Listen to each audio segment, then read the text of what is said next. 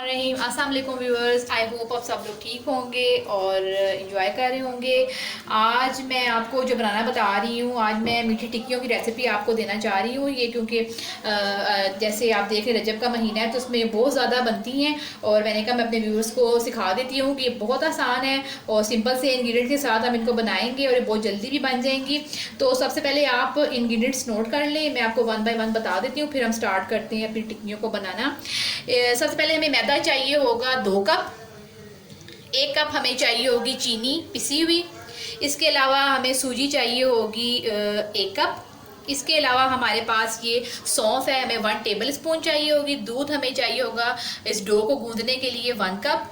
इसके अलावा इलायची पाउडर हमें चाहिए होगा हाफ टी स्पून। इसके अलावा घी हमें चाहिए होगा 2 टेबल स्पून।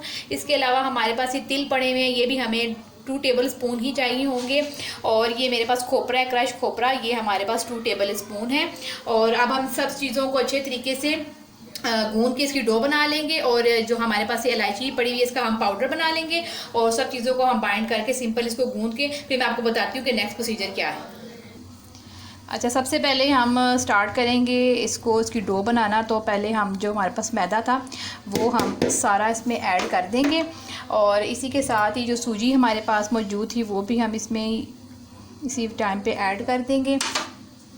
इसके अलावा हमारे पास जो ये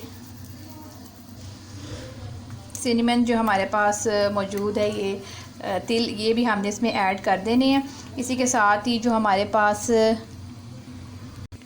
अब इसी के साथ इसमें हम शुगर को भी ऐड कर देंगे।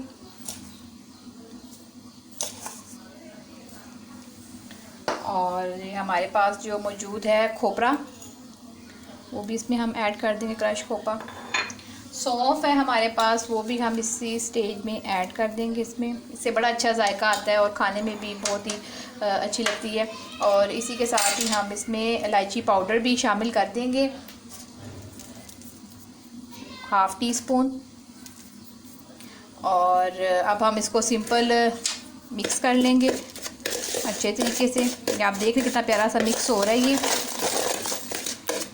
अब हम सिंपल इसको दूध के साथ गूंद लेंगे।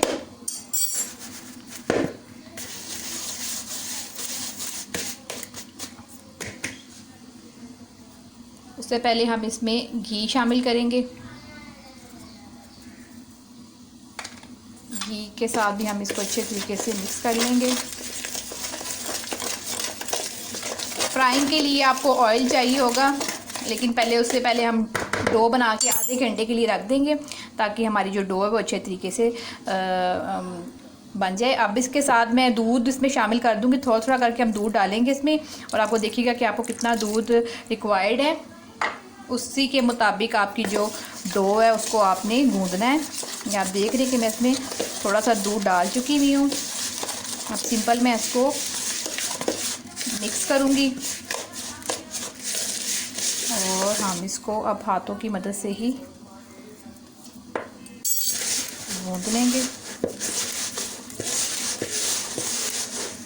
अच्छे तरीके से। आप देख रहे हैं कि ज़बरदस्त किस्म की हमारी ये जो डो है वो गूंदना शुरू हो गई है। आपने भी इसको बस सिंपल गूंद के तकरीबन आधे घंटे के लिए इसको रख देना है ताकि जब हम इसको बेलें तो हमारे पास ये तो फिर आप देख रहे हैं कि हमारी जो है ये डो अच्छे तरीके से गूंद चुकी हुई है।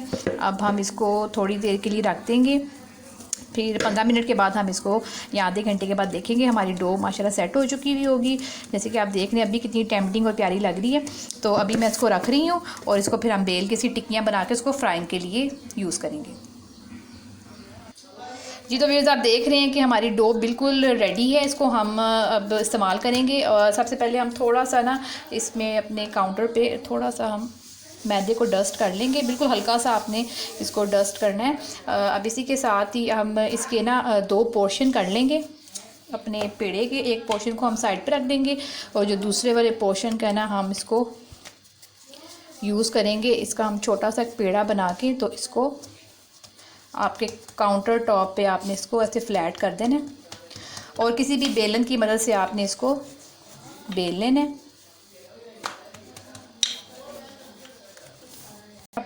अच्छा, अब मैंने ये बेल ली है अच्छे तरीके से, आप देख रहे हैं। अब हम इसको बिस्किट्स के जो हमारे टिक्कियों के इसको हम शेप दे देंगे। सिंपल आप एक ग्लास ले लें या जो आपके पास मोल्ड अगर है तो आप वो यूज़ कर सकते हैं। और इस शेप की आपने देखी होंगी, खाई भी होंगी। तो इस शेप की हमने ये टिक्कियों की इसकी शेप बना लेनी है, जैसे कि आप देख रहे हैं कि ज़बरदस्त किस्म की हमारी ये शेप आ चुकी है।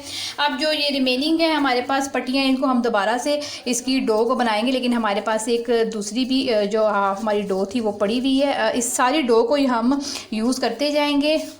आप देख रहे हैं कि मैंने ये दूसरी डो भी इसी तरीके से मैं इसको बेल लूँगी, दूसरी डो को भी। और जितनी हमारे पास टिक्कियाँ निकलेंगी उसको हम सेपरेट कर लेंगे और सिंपल हम इसको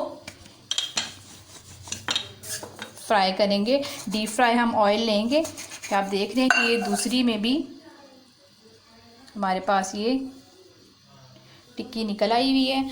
अब हम इसको बाकी वाली डो को फिर हम सेपरेट करके और इसको हम मज़ीद टिक्कियाँ तैयार कर लेंगे।